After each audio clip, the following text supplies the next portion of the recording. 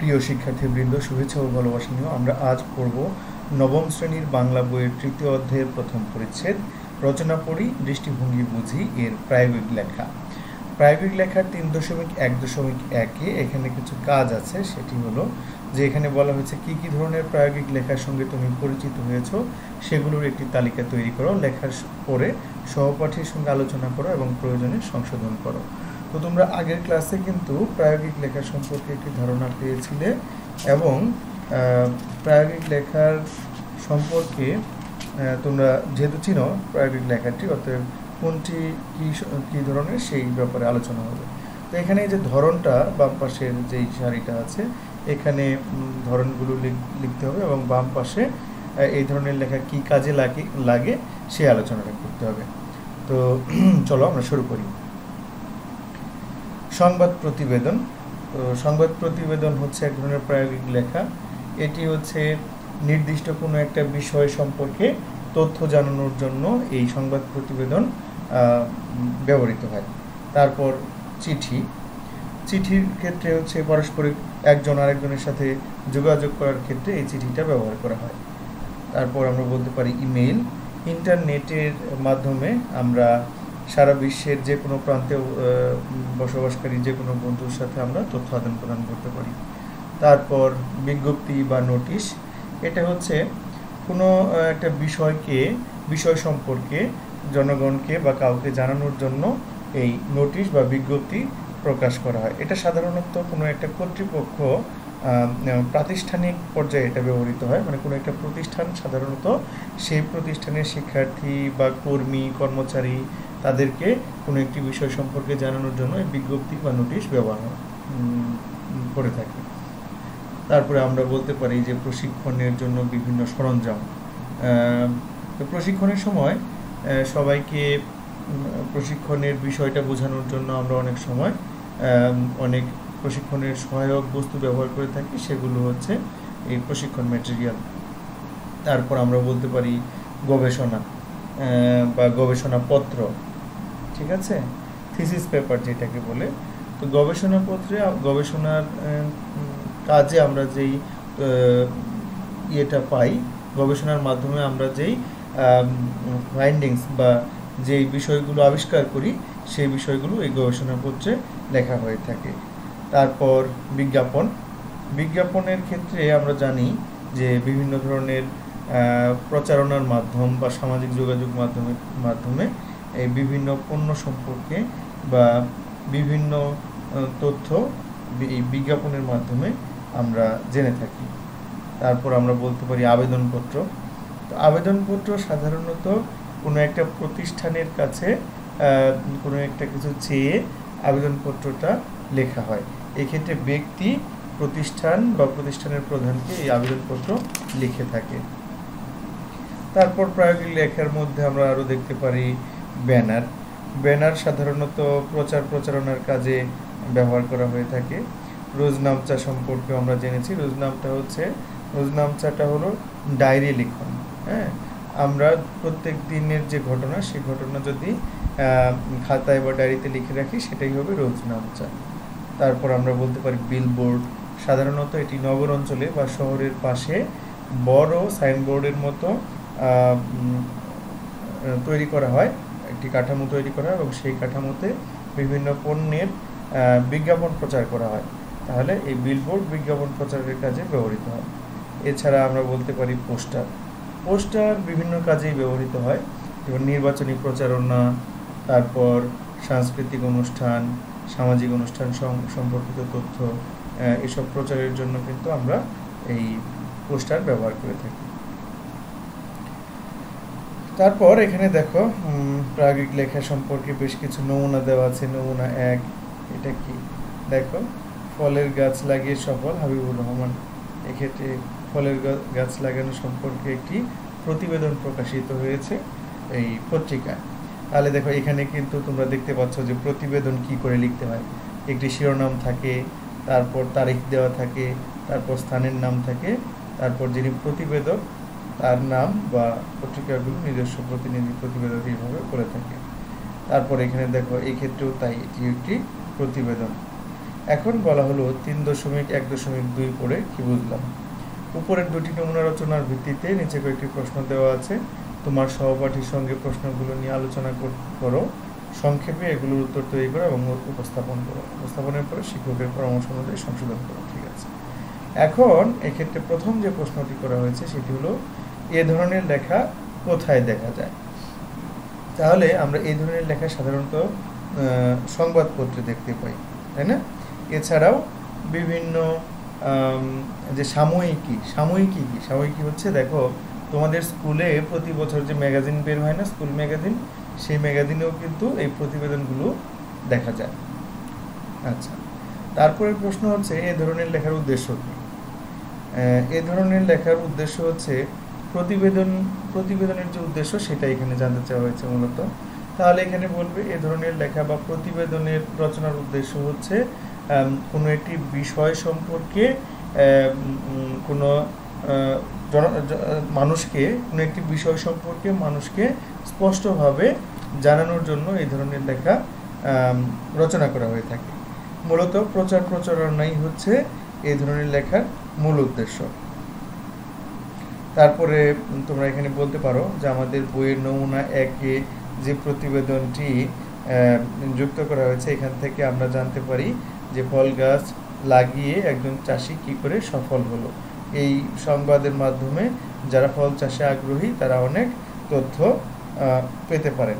তারপর তুমি এই 2 নম্বর প্রশ্ন উত্তরেই বলবে নমুনা 2-এ যেই প্রতিবেদনটি এখানে সংযোজিত হয়েছে সেখান থেকে এলাকাবাসী সহ আগ্রহী যে কোনো ব্যক্তি জানতে পারেন যে এই বালুটিলা উচ্চ বিদ্যালয়ের নবীনবরণ এবং বিদায় সংবর্ধনা অনুষ্ঠান কিভাবে অনুষ্ঠিত হয়েছিল, কখন অনুষ্ঠিত হয়েছিল। তাহলে তোমরা এখানে লিখবে সর্বোপরি প্রতিবেদন মূলক রচনা থেকে আমরা কোনো একটি বিষয় সম্পর্কে বিস্তারিতভাবে জানতে পারি। ঠিক আছে, এইটুকু লিখলেই উত্তর হয়ে যাবে। তারপর গতে বলা হলো যে এসব লেখাকে প্রায়োগিক লেখা বলা হয় কেন।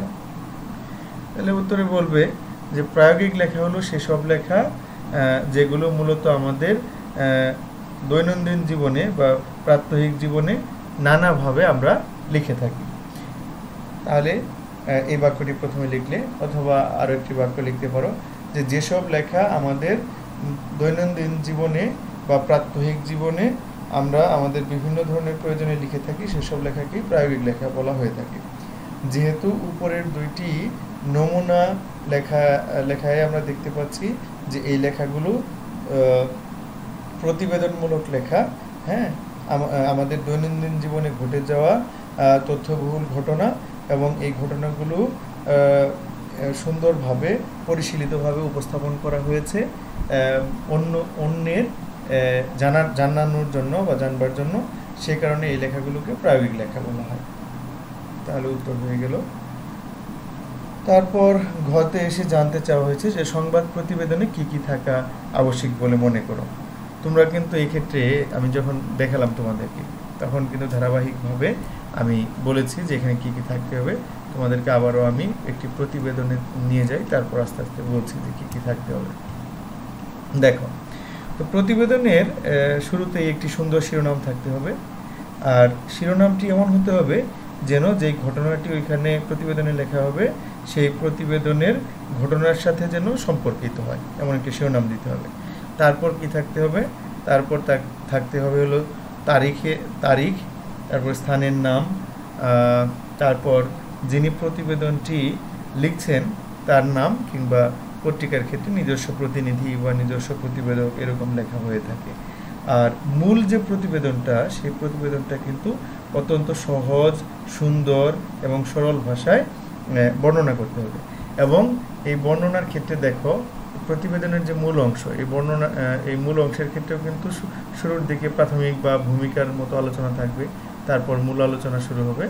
মূল আলোচনা শুরু হওয়ার পর শেষের যেই কথাটা সেই কথাটা যেন এরকম হয় যে মূল বর্ণনাটা শেষ হচ্ছে এরকম একটি ভাব দেয়। যেমন দেখো, প্রতিদিনই কোনো না কোনো লোক হাবিবুরের বাগান দেখতে আসছেন এবং তার কাছে পরামর্শ নিচ্ছেন।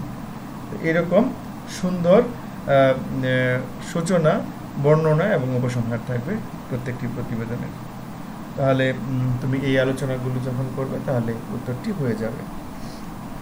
এক্ষেত্রে আমাদের সংবাদ প্রতিবেদন সংক্রান্ত ঘর যে উত্তর হয়ে গেল, এবার বলা হচ্ছে সংবাদ প্রতিবেদন। হ্যাঁ, সংবাদ প্রতিবেদনটা কি এখানে স্পষ্ট করে বলা হয়েছে।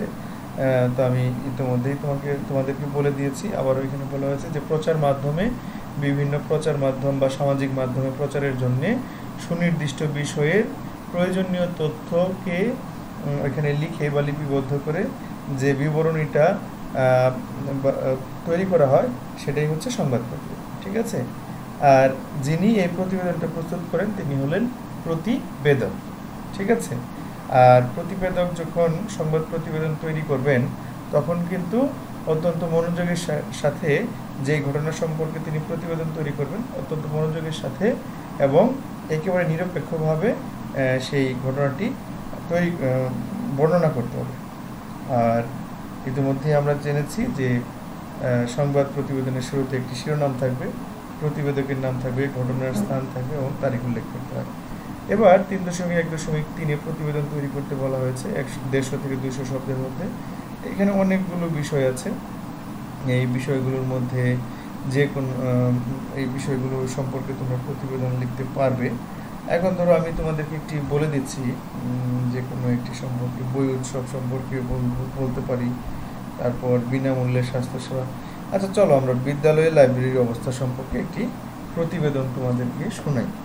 এখন কিছু বিষয় আছে যেগুলো হচ্ছে সবার জন্য প্রযোজ্য জাতীয়ভাবে, আবার কিছু আছে যেগুলো ধরো আমাদের শুধু ওই প্রতিষ্ঠানের জন্য প্রযোজ্য।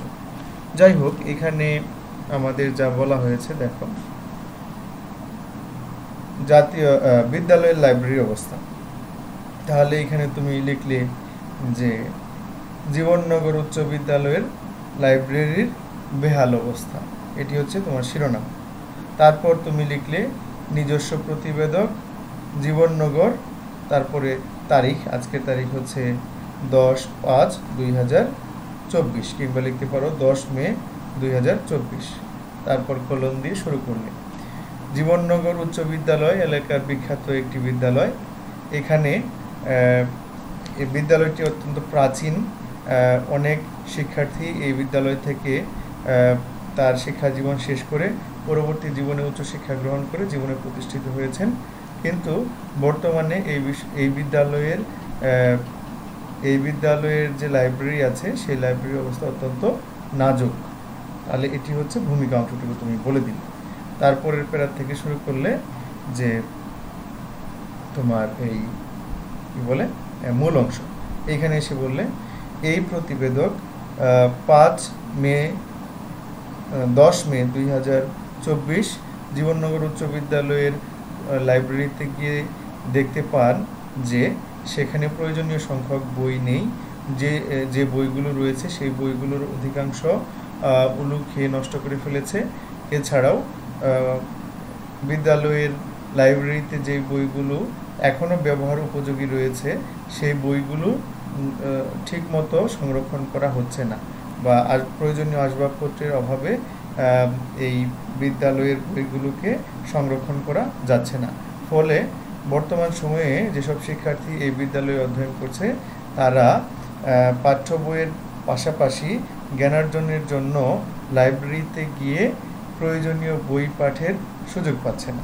ফলে এই বিদ্যালয়ের শিক্ষার্থীরা তথা দেশ বৃহদর্থে দেশের তরুণ সমাজ